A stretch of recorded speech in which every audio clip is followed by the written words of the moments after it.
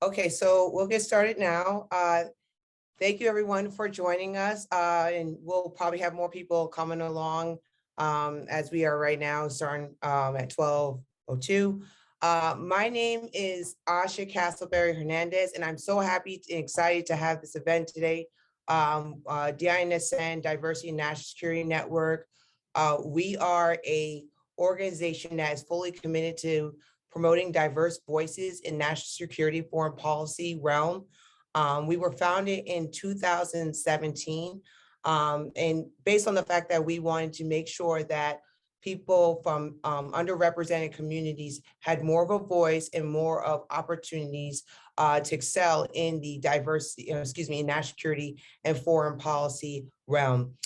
Just to give a quick update, we were so excited to end last year as far as promoting our top 50 leaders in national security and foreign policy with the Center for International and Strategic Studies, CSIS, if they're here today. Thank you for coming. And so today, we, as part of our panel, not only have Congressman Kim to join us, but we have our great honorees to join us, as well as others that are well respected in the national security foreign policy realm. So this is such a treat, and we want to thank everyone to have participated in this panel for joining us today during this lovely lunchtime. So now I will pass it on to Juan Halsell.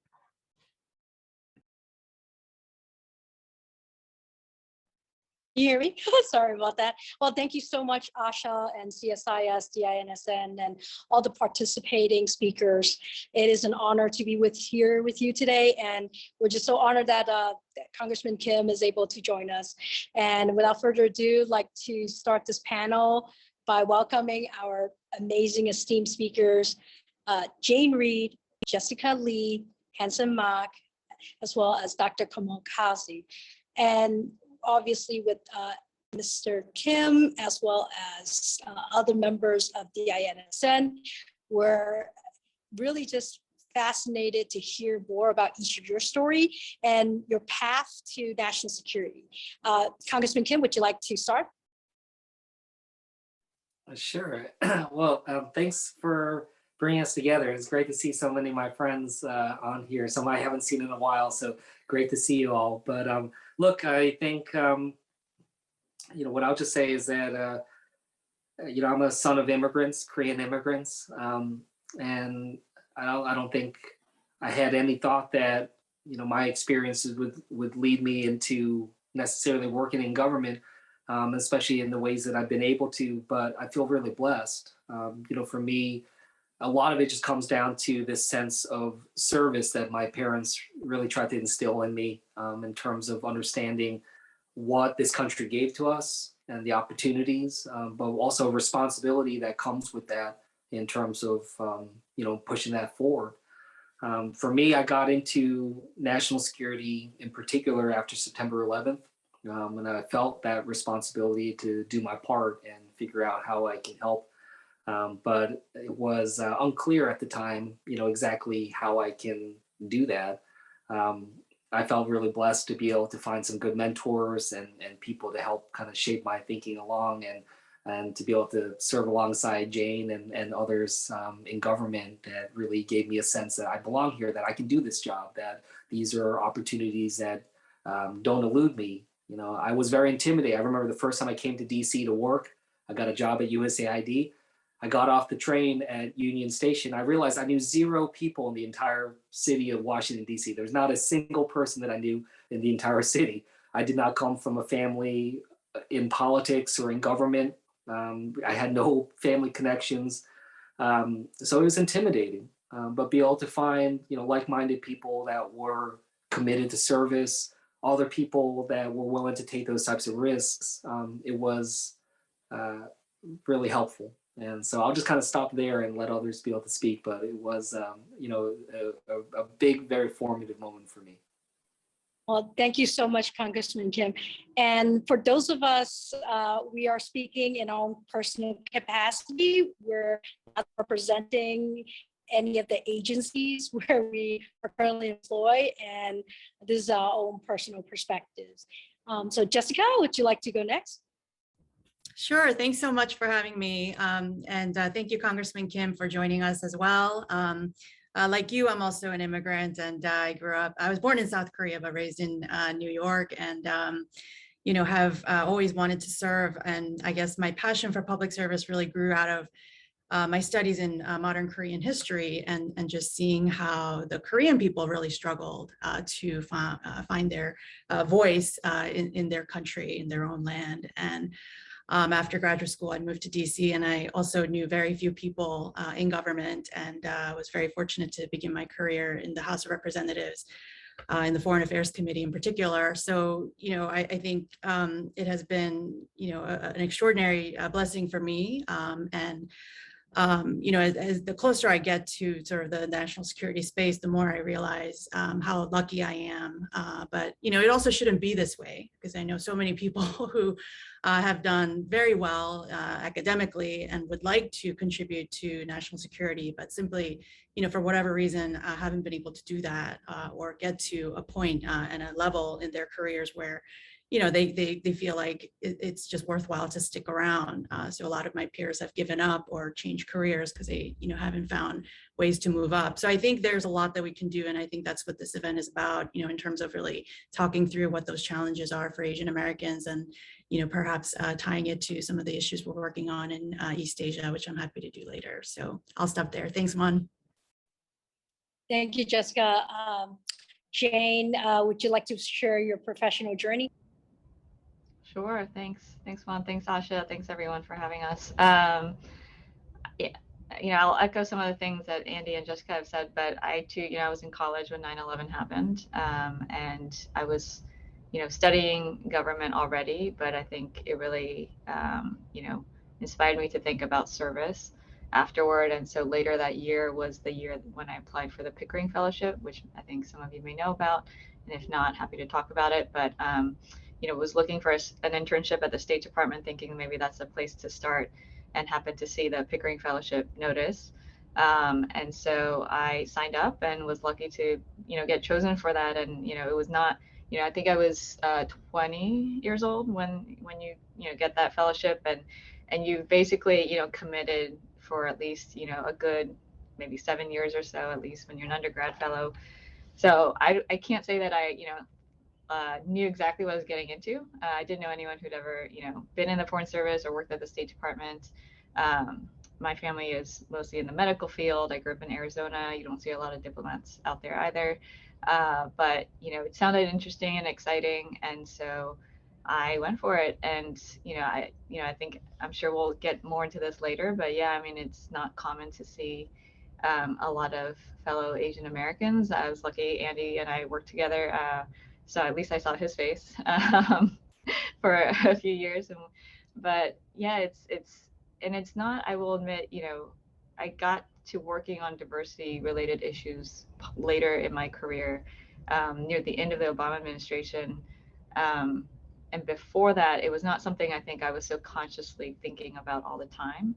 Now, of course, having, worked on it, thought about the broader structural issues and the policy issues, it's something I think about every day, basically, and think about, why am I looking at the people I'm looking at this table, or, what resonated with me that I can say to someone else who's thinking about coming into this field. And it's harder in some ways to be a practitioner now of DEI policies and to be the person who's, just authoring them and saying, these are all the things that you should be doing. But, it's great to now be back in government, and as imperfect as we all are, I'm trying to figure out, how I try to institute that and build up those practices, even as we're working in this field and dealing with all sorts of, national security challenges that we all face. So thanks. Thank you, Jane. Hanson? Hey, good afternoon, folks. Thanks, everybody. Thanks for the staff here, and also Congressman Kim for joining us. So for me, I kind of can relate to where Jane was talking about, coming into DEI space a little later in my career. But for me, I'm a son of immigrants. My parents both came from China. Nobody in my family had even thought about public service at all. My uncle was drafted during the Vietnam War. And so I came through a path of military service, despite my parents' support for that, because they thought that everything in the military was all about war. But was actually in reflection, a way that kind of set me to my path today. So I came into the Army in 1996 and later got out. I had never thought about even doing anything in public service or in the national security arena, but by default, the military kind of ingrained or kind of instilled that public service into me. And that kind of, I tried a little bit of time in the corporate world and realized I was still passionate about coming back into serve. So, a quick stint in the corporate world, came back into government service afterwards, and then continued to come my path there and where it is today. And I think in my perspective, my path was probably a little bit different, where didn't necessarily face a lot of diversity challenges, but probably because I just was probably not attuned to what was going on in my environment. But as I grew up more and as I matured in my career, I realized there were many of us. There were many people that looked like me. I think part of it too is there were a lot of people who did not understand what national security was, what foreign policy was, and why it mattered to our community. I think it's an important thing. We can talk about diversity is important, but sometimes we forget to explain the narrative. Why is it? What's the value behind it? But at the same time, to our communities, it's also about why does it matter, right? I have this frequent conversation with my parents back home in Sacramento. It's just like, why do I care? And a lot of them are not tracking the issue going on with, things in Ukraine, things going on with Taiwan or places around the world. It only matters to them, can I pay my bills? Is the price of gas going up, food, healthcare, things like that, right? But it's all interconnected. So, that kind of got me into continue my public service career in that uniform. And then I got into the D&I space about probably 6 years ago when I started to realize that I'm at this level of my career now where I actually can influence policy, make changes, encourage, educate, and also demonstrate. And you can't believe it if you don't see it, right? If you don't see any of us on TV, you're probably not gonna believe you ever have a chance of doing that or even a career, right? So I'm fortunate to have the opportunity to continue to serve. I'm definitely looking forward to this conversation about how we can better encourage others to do the same as well. Thank you, Yazid. Dr. Kaz?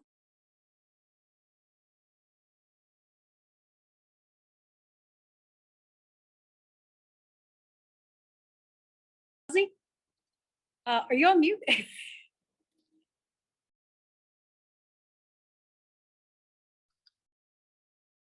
Sorry. Hi, guys. It's such an honor and a pleasure to be a part of this forum. Thank you, Asha. Thank you, Juan. Thank you, Mac. And so very honored to be on a panel with my fellow congressman from New Jersey. So Jersey is definitely representing today. I came into this national security space through military service, much like Mac. I come from 4 generations of military. My grandfather and great-grandfather were in the Indian Army and Air Force. My father served in the Indian Air Force. I was lucky enough to join the Army through med school here. And at the time, I didn't realize, but there was an effective ban on religious articles of wear in the Army and other branches of the military that kept people like me from being able to serve. So I didn't know it at the time, but when it came time to join the Army on active duty, it turned into a big thing, and so that led to a 1.5 years worth of going up the chain of command, paperwork, engaging with one of the largest law firms in the nation. It took a massive effort, almost $500,000 worth of work just to get me in. And that should never be the narrative, right? And that should never be the status quo pathway for any minority or any person. That is simply one tiny reflection the difficulties that our Asian communities are going through. You know, and it pervades not just the military, but business and all levels of government. So, you know, I think on a good day, I'm an ER doctor. You know, I want to be able to change things, like many of you, for my kids, for my community, and for the American public. You know, this is something that affects America. It'll affect generations to come. So we need to get this right. So thank you. Thank you. And as an immigrant myself and someone who has served in the military, we often hear stories that are outlining issues of APIs facing discrimination, serving in public sector as well as private sector. So Congressman Kim, you have an article with, and you did an interview with NPR, specifically focusing on how you felt when you were in service. Could you please elaborate more on that story? Yeah, happy to. I mean, it was a story I honestly didn't really talk about much until recently, in part because I felt ashamed in some ways. And I think that's part of the challenge of going through these types of scenarios. So what happened is, when I came back from working in Afghanistan, I was back in Maine State in DC, and there was this letter on my keyboard one day. And I opened it, and when I read it, it basically said, that I've been now banned from working on issues related to Korea because I'm Korean American. And my jaw kind of dropped because I wasn't even looking for a job of work on Korea issues. I was very happy being in the, in the Middle East MEA. But also just bothered me that that while I was in Afghanistan and had top secret security clearance already, went through so many troubles that, I never got an interim security clearance because, again, there was always some sort of trouble. But the fact that even when I got into State Department and was willing to risk my life in Afghanistan to serve this country, the fact that they still didn't trust me just bothered me so much. This idea that I could never be 100% American, this feeling that they could never trust me 100%. And even if I didn't want a job working on Korea, I worried that this would affect my ability to get a job on the 7th floor, where you have to work on all issues around the world and and serve in that kind of capacity. So I tried to appeal it, but I was told unless I actually was applying for a job on Korea that I was not able to. So, I mean, look, it was frustrating. It was. And I heard others experiencing this. A lot of people, disproportionately Asian American, were experiencing this. And now I sit on the House Foreign Affairs Committee that has oversight over State Department. So I'm now in a position where I've been able to press them to try to make some of these changes. Look, we all want to make sure that we're being secure, right? And that we're taking that seriously. But there has to be, some way in which we do this that doesn't just profile, our staff and us just because of our backgrounds. It's a deterrent. It made me deeply depressed and wondering whether I should leave State Department. And those are the types of problems. And whether it's that or the fact that, when I was running for Congress, I was dissuaded from running by so many people who told me that there's no way an Asian American can win a district that's 85% white, that's less than 3% Asian American population. Again, people deciding and determining what I am or am not capable of accomplishing simply because of the color of my skin and my ethnicity. And those are the types of challenges that I'm sure many of the panelists have experienced in different ways. And it's just important that we power through. We don't let that deter us. And then when we have opportunities like I have now to try to fix it, that we do that and show that this is not right. Thank you so much for sharing that. And any of the panelists would like to share their own story?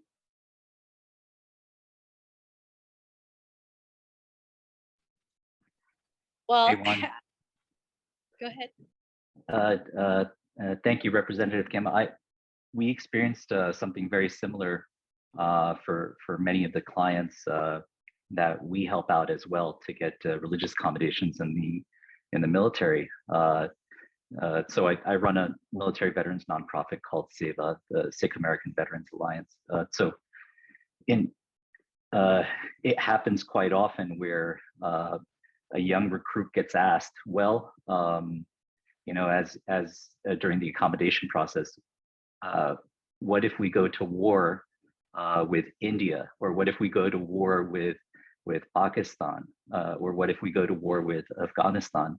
Where will your loyalties lie?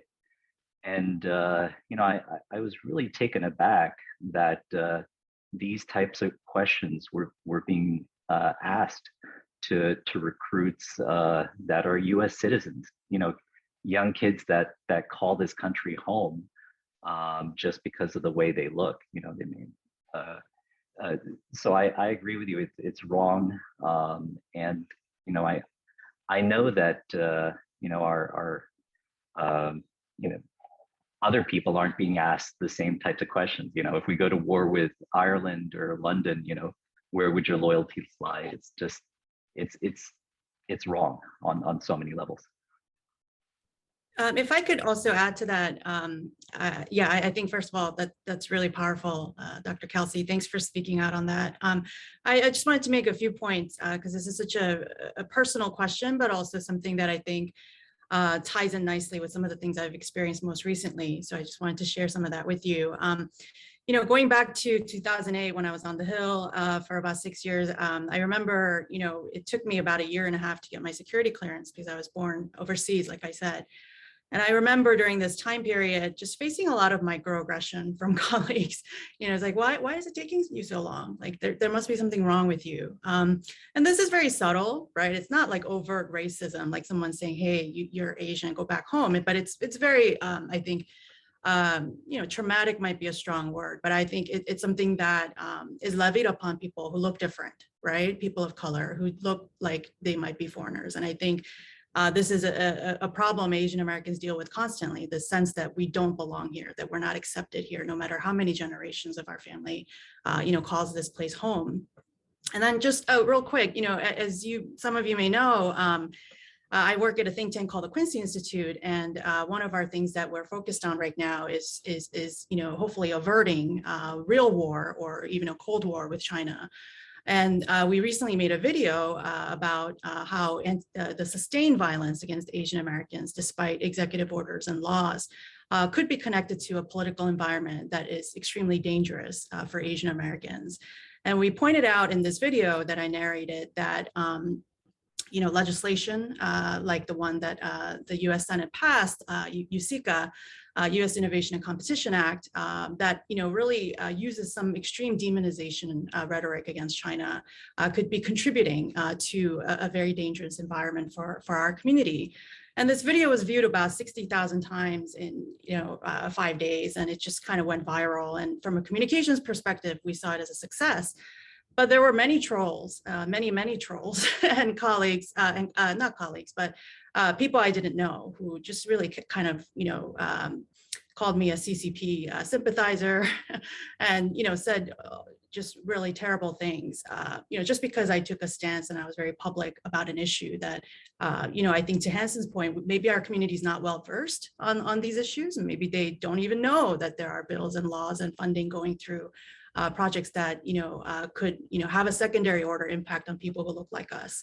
But the fact that I was out there educating my community and the general public about it seemed to have really hit a nerve on some folks who thought that was just akin to being a panda hugger in effect. And so I think this is something that we don't talk about as well, in terms of people who are in public positions, who are talking about issues and connecting the dots between AAPI civil liberties and foreign policy or national security. We sort of glossed over, that some of the real challenges that people face once they are doing that work, and the lack of support perhaps from our community, because again, not because they don't think this is important, but they just are not equipped to really respond and sort of help drive these messages. So this is something I struggled with when I was a community organizer. Just people kind of, their eyes gloss over when you mention foreign policy. Most people don't really think it's relevant to their lives. And worse, they think if you suggest something like, talking to your representative, that it's considered, illegal. So there's a very low level of understanding, I think, of how foreign policy is made and how communities can affect it and improve it. So we're, I think, in a position of unique disadvantage. And so, figuring out creatively how we overcome these barriers, I think, is an important part of this conversation. Well, thank you so much, Jessica. And you've written several op-eds about this. So thank you for speaking up and advocating on behalf of our community. And it's one thing for trolls on social media to outline these kind of, insinuations about our loyalty, but it's another when the government questions employees about their loyalty. So I wonder, as we try to dispel some of these myths and, more importantly, advocate for those of us who are working in foreign policy, how can we collaborate and help each other in this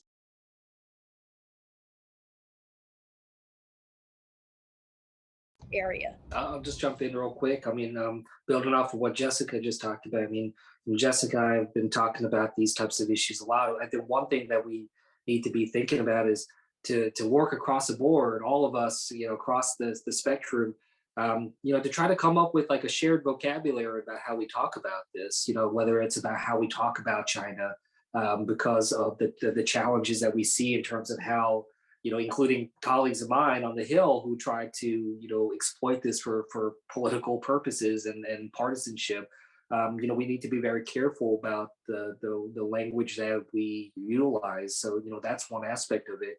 But, what I also say is that, what I experienced was my own experience, but, as I've talked about some of that, I've had a lot of other folks share with me their own experiences that were, sometimes similar, sometimes different. And that's helpful for us to kind of get that out on the table.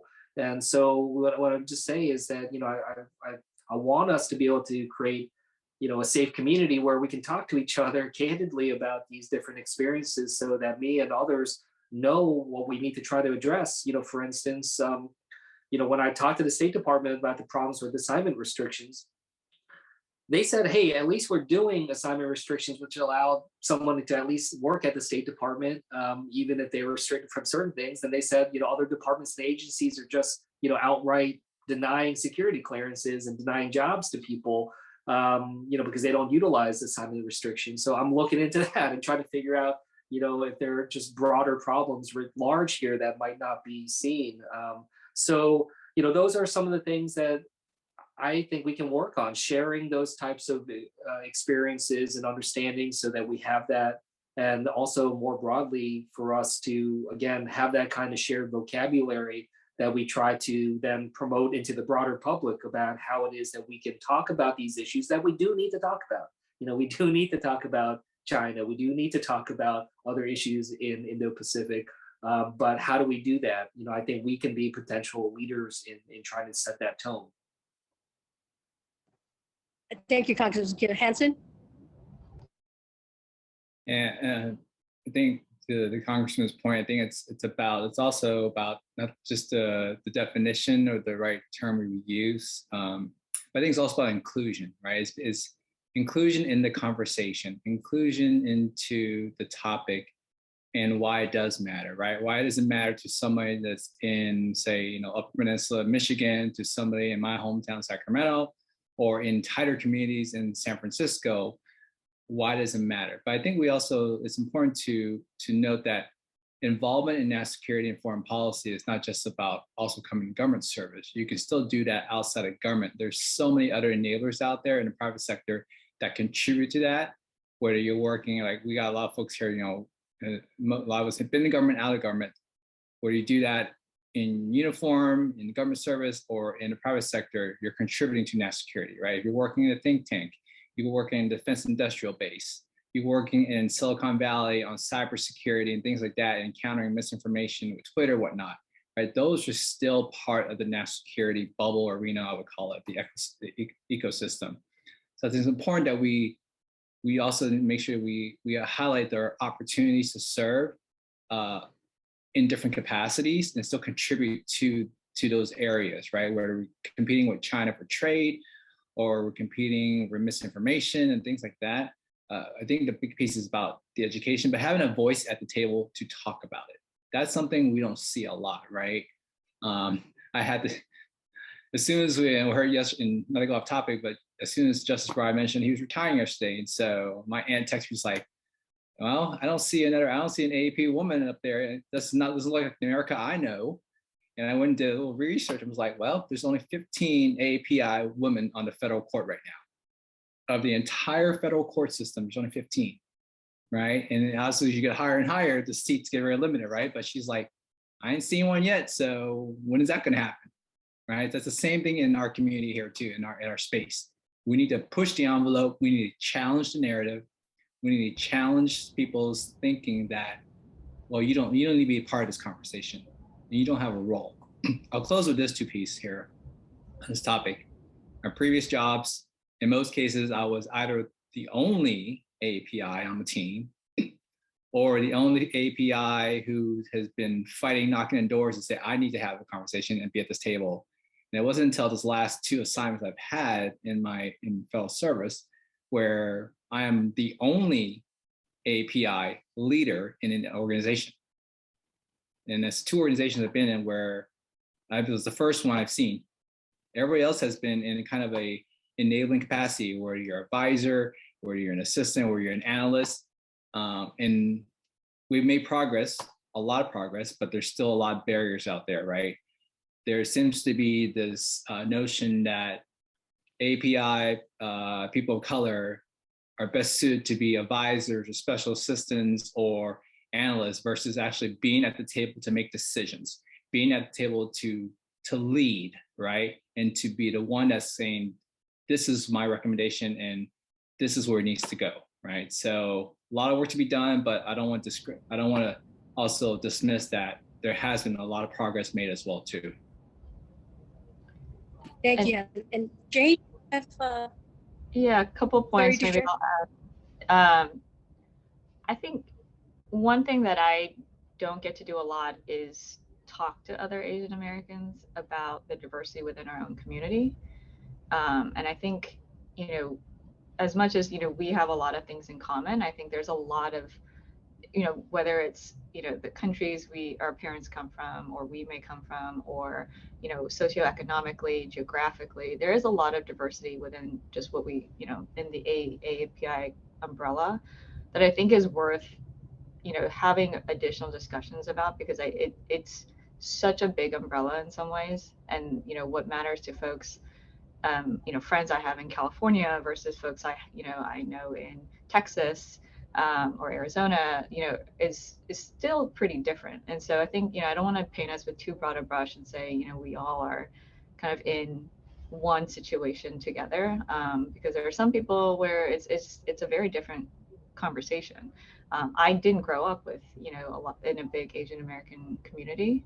And so, my experience may be pretty different from those who may have grown up, in New York or California or other places where there's a bigger, or Virginia actually, where there's a big population. And I say that in part because, at the end of the day, though, like all that diversity gets boiled down into one data point, which is like what shows up on the census or what, the workforce looks like in our respective organizations. And when you look at that kind of bottom line data figure, we are not underrepresented, in various ways. In some ways we do reflect some of our proportion in the broader population or in the workforce.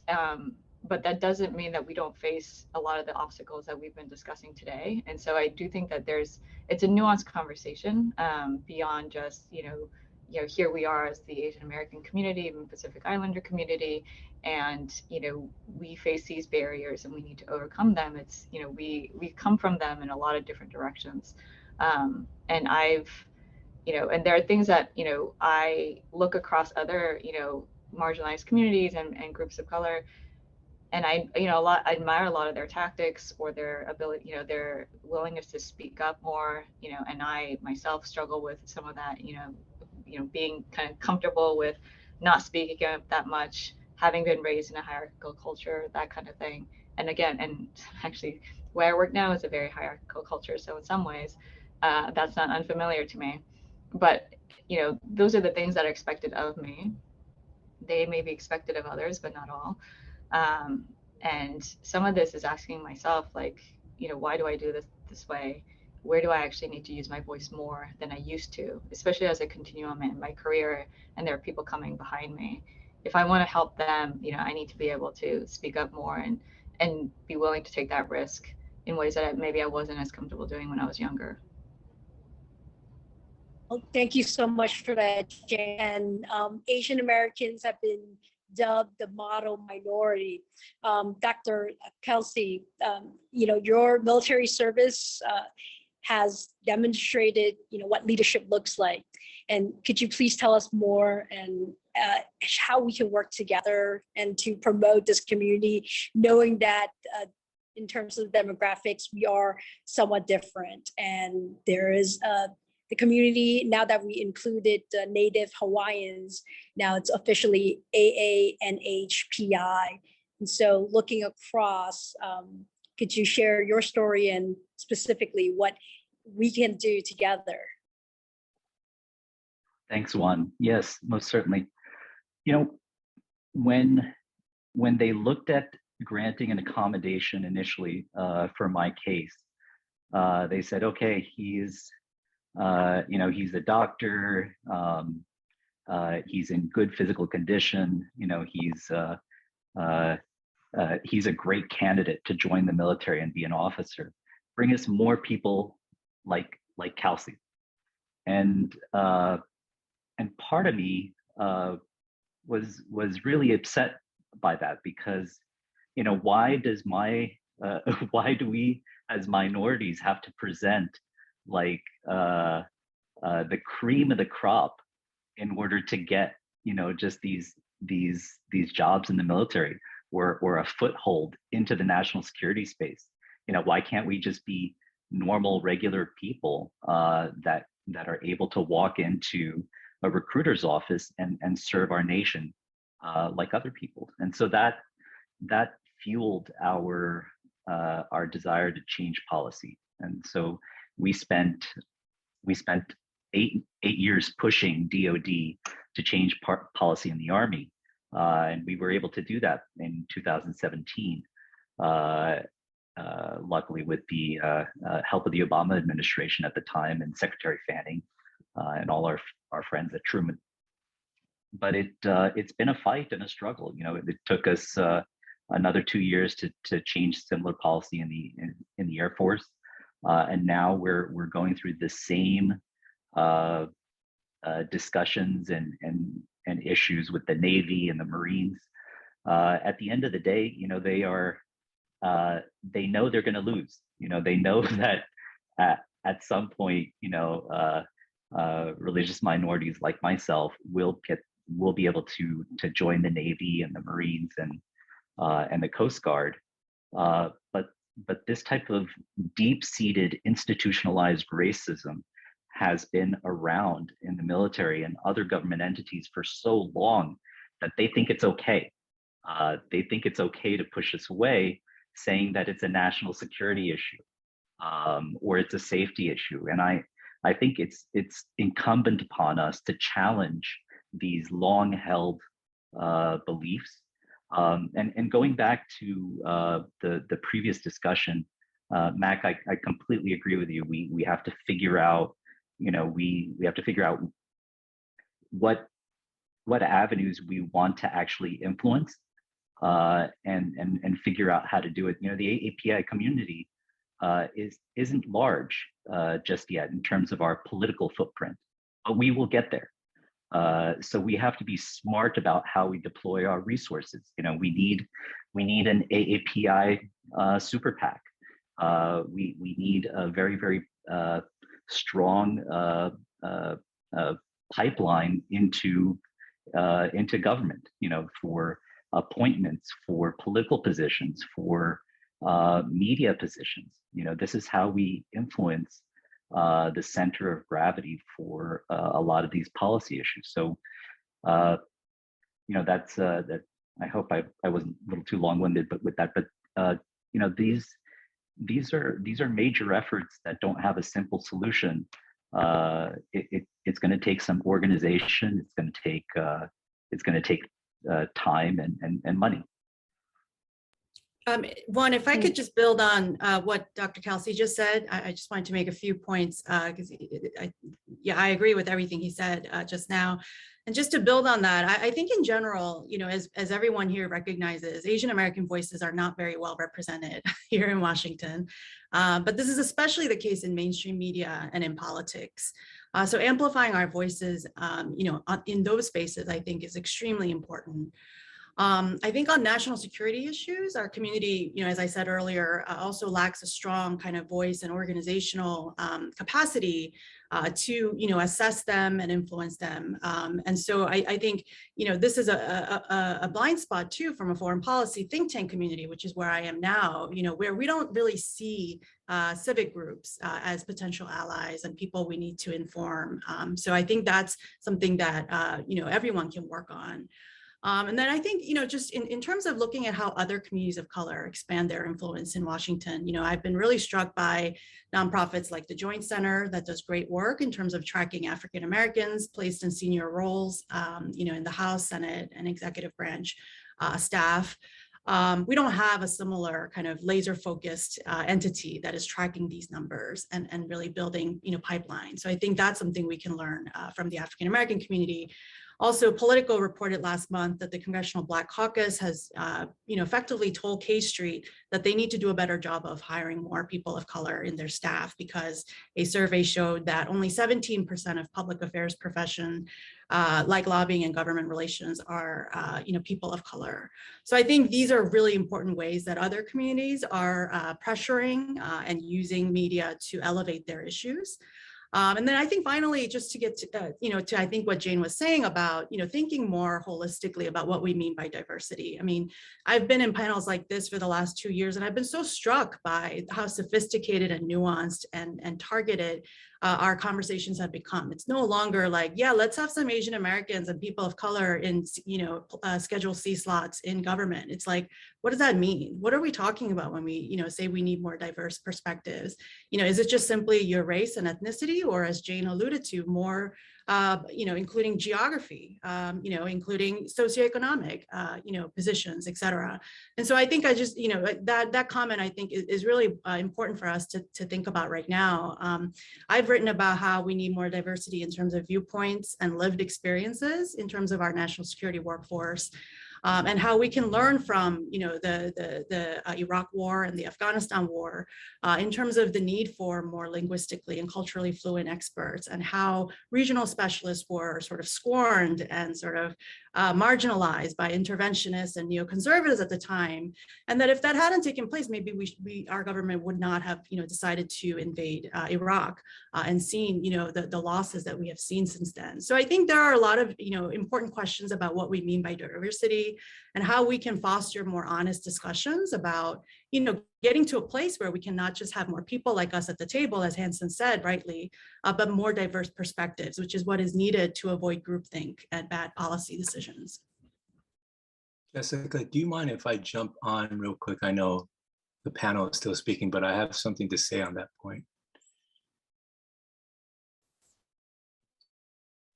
Please do. So I love the fact that we're focusing on the why for the diversity. I think representation, as many people have spoken, does matter to see people like you, and it's important. But it's also, especially when we talk to colleagues who may not be on a bipartisan basis, who may not be as receptive to that idea, that there is a very important, especially in the national security space, international relations space, why diversity is important. And I'll just give a quick anecdote and 3 points of outrage. The anecdote is my personal story as a Foreign Service officer in the State Department. I have assignment restrictions. I'm not allowed to work on a certain country, okay, China. But in all of my jobs, I've been the point person. They've asked me, people who don't have clearance, hey, Josh, you have special insights in networks and language abilities to dig into it. So in 2006, when I was an intern in Thailand, I wrote an early cable about China's going out policy of foreign direct investments, which is way before anyone was thinking about BRI or anything. but I rode a cable because I was able to network with the business community in Thailand. In Sri Lanka, I was able to build a network through, just because I could speak with them, they can look at me, they can trust me to some extent. With the workers for Huawei and the head of the company that was building a very controversial port there. And I passed it on to my colleagues. In my next job in Indonesia, when they were recruiting me, I was like, well, I kind of want to go to some place where I could use Chinese and my abilities. And they say, no, that's fine. Come here. We'll be able to use that. It's actually very much needed. We're very concerned about their affairs. So please use your abilities and help us in all of this. And that's great. This is what I was brought in to do. I want to contribute, but 3 points of outrage. One, first, it's dignity. Every time I've tried to inject myself in the conversation about issues related to China, I can't work in there. I've never been assigned there. I can't even work on the desk here in Washington. I've often been looked at with, well, you're not part of our team. What do you know? Or stay in your lane. Specifically, people have told me to stay in my lane. They feel they've been trained, they were officially assigned, and thus they know more. I want to say quietly, I've been thinking about this issue all of my life, and certainly reading and examining, evaluating this issue for at least 30 years. So put that aside. Second outrage, I'm using all of these skills, and I don't get $15,000 a year extra that they do because they've been assigned to that position and get the language. I have the same language score as them, probably much better in actuality, but I don't get that money from them. They do because they're assigned there. So every year I'm doing this, I lose $15,000. And third, the reason I've been effective is because of those networks and the language and the trust I can build with them.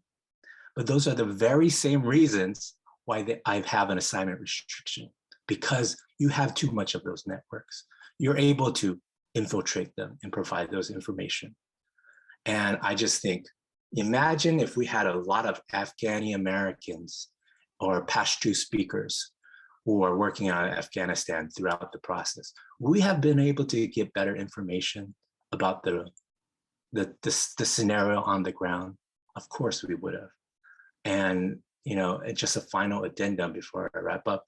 When they say, oh, Asian Americans, you're already well represented in 7% of the national security workforce or whatever, I tell people 40%, maybe even up to 50% of the world is Asian, Southeast Asian, South Asian, East Asian, and whatever. If this is the world that we work on in national security, and we know networks and language, all of those skills, cultural skills help, shouldn't we strive for a population that more reflects the work that we do? Thank you. Well, thank you so much for that. And I think this is something that we are striving to achieve, which is emphasizing diversity, equity, inclusion, and accessibility. And this administration has put forth the executive order. And I want to hear from all our panelists as we're wrapping up. What are you working on to advance DEIA? If you could share that with our audience. Hanson? Yeah, sure thing, Juan. Thanks for the question. So I think a couple points here is mentorship. I think it's the first piece. Mentorship meant finding those candidates and others who are either in or may potentially be pipelines to come in and serve in different capacities and start the education early, right? Kind of relate to why there should be an interest in that and why and the pathways and the opportunities are available. I think a lot of it is just not unknown, not widely known. I think second point is we talk about diversity all the time, and I'm glad, Juan, you talked about equity, inclusion, and accessibility. We tend to forget about the equity, inclusiveness piece, accessibility piece. So as we a community here talk, we focus about there's not enough in our community, and sometimes, we tend to be a little exclusive. We forget to be inclusive, right? So when I say that, I mean, we can talk about our community, but as Kamal mentioned earlier, and Jessica honing on this too, right? Our footprint and our resources are limited. So we need to build allies. We need to leverage allies out there. Who's doing it better out there, right? Is the African community doing it better? And if so, how can we leverage that model or work together as an alliance to harness our energy to get to the finish line? I used to say in my previous efforts and the role is that I don't care who gets to the finish line, somebody long gets there first, right? In the end, it's still progress. It may not be perfection, but it's still progress in the right direction, and we still have a long ways to go. I think the last point is about, identifying where are those barriers, actively mentor, educate, inform, provide opportunities. But I think the same way is also doing the same thing for other groups as well too, not just strictly to API, because what I want, my sense on that is that by having an API person like myself mentor somebody who doesn't look like me may help to change that individual's perspective when they have the ability to also return the favor to another candidate as well down the road, right? And just say, for example, and I have this perfect examples in my current roles and past roles where I've recruited African American, I have recruited, white, Hispanics, Caucasian, and then they have seen that they started kind of look beyond the color of my skin and my ethnicity, and then I've seen them also return the favor to APIs down the road, to other underrepresented communities as well too, right? So I think that's something we need to be mindful of, that we don't inadvertently become too exclusive, that we need to be inclusive. Excellent. Congressman Kim? Yeah, look, a lot that I'll keep up with the foreign affairs committees on some of the issues that we've talked about. But the one thing I was just kind of raise that just kind of going off what Hanson just talked about. So, I started this this organization last year called In Our Hands. It's a political PAC that's trying to gear towards identifying, recruiting, and training young, talented Asian Americans to consider running for office, and all over the country at every level. And I've really enjoyed this experience because, it does support people who've already, indicated they want to run, but the general premise is to kind of build the bench and, kind of have these conversations with people who may not have thought about this before. And these conversations have been fascinating because, people will identify for me people in their communities that they think might, have that kind of leadership or interests, whether they are in, business or law, medicine, activism, advocacy. And every single one that I've talked to so far, they've never thought about running for office. But what I found interesting is none of them have outright told me they're not interested at some point in their life. And that's been a really good experience because I think, look, if someone understands that there's the possibility that they could run for office one day, but choose not to do it because that's not the kind of lifestyle or experience they want, that's great, that's fine. But what I think has been the issue is that a lot of people don't even think that they could do it to start with. And I think that's what I'm trying to change, is to help change what people think is possible. So I just kind of throw that out there because a number of folks have kind of mentioned about, being more strategic about how we try to build this up and be more intentional about it. And a lot of that starts by, not just sitting around and waiting for people to step up, but now actively going out there and trying to bring people in the fold. And at least, even if these people that I'm engaging don't run for office, I think it's going to make them more politically aware. They may end up supporting others that are interested. Maybe they're not going to run, but maybe they want to work on the Hill or be in some other aspect of public service. So that's one thing that I just kind of wanted to highlight that I've been starting out. Thank you so much. And Jane? Sure, thanks. I will confess, I helped write parts of that, during transition. So that was the policy side of things. But, I think the conversations like this, and not to be too meta or, but I think the broader goal, right, is we all want to be in a situation where we can work on the issues in our space and are not impeded by what we look like and who we are.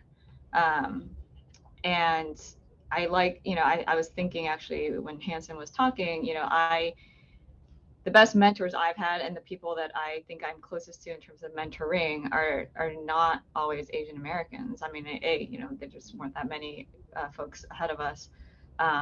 And formal mentoring for me has never been that sustainable.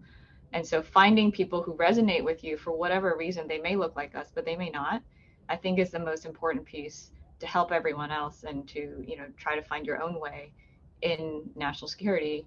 And maybe the flip side of what Josh was talking about a little bit is I've never worked on Asia. I work now a little bit just because, China is in a lot of different, policy buckets, but I never consciously chose to work on Asia, and maybe in part because it was after 9/11, and so the Middle East was what we all learned about when we, through college and grad school. And I want to continue to be in a space where I can work on things that don't reflect, where my roots may be. And I know a lot of people feel that way of, like African Americans who work on Europe and don't necessarily want to work, on Africa. Some do, but some don't. People from Latin America, Hispanics who want to work on Africa and don't want to work, so I think that's the broader picture that I want to get to. And I think that is one of the big pitfalls of working in national security is we can get tied very closely to one particular region for no reason except what you look like. And so I want to make sure that, whatever we do, the pathways are available for folks to pursue their interests, regardless of what, how they were raised, where their parents came from, and things like that. And so, I think there's a lot of policy that goes, into that EO, and I think things like and like DINS, where it's just sharing opportunities that you're aware of, and you want to be able to pass that on to others. And so whether it's through a network like this or through the people that who are around you, who are talented people and who you feel comfortable sponsoring, not just mentoring, as now everyone talks about sponsoring as well. I think that's the piece that like we can do these broader policy things, but we can also on the day-to-day level just like make sure we're passing on that information and saying, hey, this is a good project, good initiative, good program, that helps you start to build your own network and, take it from there. And just kind of passing that on like one person or two people at a time, I think really does make a difference in the long run. Thank you so much, Shane. And we're wrapping up. We're right on time. And CSIS, I believe they are on. If you'd like to quickly say a few words. No, she left, but she would like to give information out to everyone that, CSIS is working on diversity and national security issues. They partner up with DINSN. So we want to continue this conversation, especially to going along with Jessica mentioned that creating some sort of joint center-like strategy on making sure we're promoting more API NASSEC professionals and empowering them in the system. So more to follow on that, but thank you, Juan. Just wanted to put that up. Again, thanks to our esteemed speakers and Congressman Kim. Thank you. Thank you, everyone. Thank you, everyone. Thank you. Thanks, everyone. Thanks, guys.